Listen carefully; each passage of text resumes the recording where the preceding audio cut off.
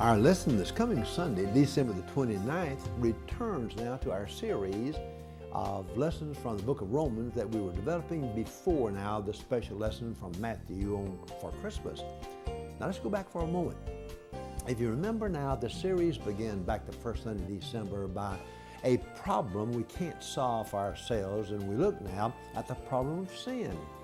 How we can't pick ourselves up, we can't be good enough, we can't reform ourselves, we can't just self-make ourselves, self-made people.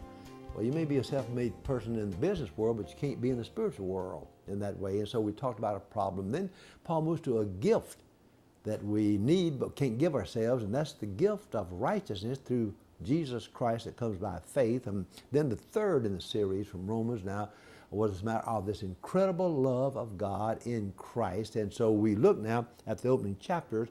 Our lesson this coming Sunday, all the verses are taken from Romans chapter 6, verses 8 through 18. And now Paul's going to follow up with the implications.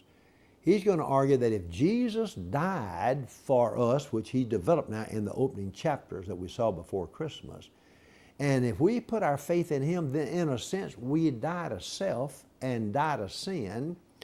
And if that's true, then we ought to live new lives of righteousness and live for Christ and not just live for ourselves.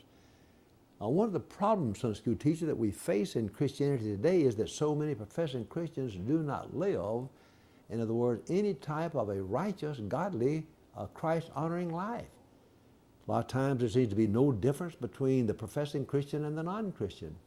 It seems that we Christians are just as selfish, just as greedy, just as lustful, just as immoral as the non-Christian, and so we don't have much of a testimony or witness to the world. But in the lesson this coming Sunday now, Paul is going to argue very powerfully now and urge Christians in the light of the fact that Jesus died for us, and when we put our faith in him, in a sense, we died to self, then we ought to live a new type of life to show the world it does make a difference. Jesus does make a change, and we ought to live in such a way.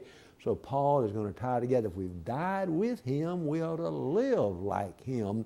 The implications of our faith in Christ that ought to make a difference in the way that we live. Had a college boy many years ago when I was teaching at Baylor University 40-something years ago.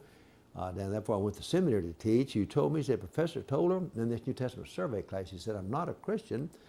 I want you to know, though, that in this New Testament course, I'm impressed, very impressed with the high ethical teachings of Jesus. Then he paused and said, but sir, tell you the truth, I can't see it much difference in the lives of my friends who profess to be Christians. He said, it looks like they're just as sinful as we are. I know Christian boys in the high school that seduced sexually the girls. I knew Christian students who cheated on tests as quick as not. I can't see it makes a difference to be a Christian. Now, Paul is going to plead in this lesson this Sunday that it needs to make a difference and will and must make a difference. Because we need to understand that when we put our faith in Christ, in a sense, we die to the sins and result of sin, so we ought to live for him. And that's the title of the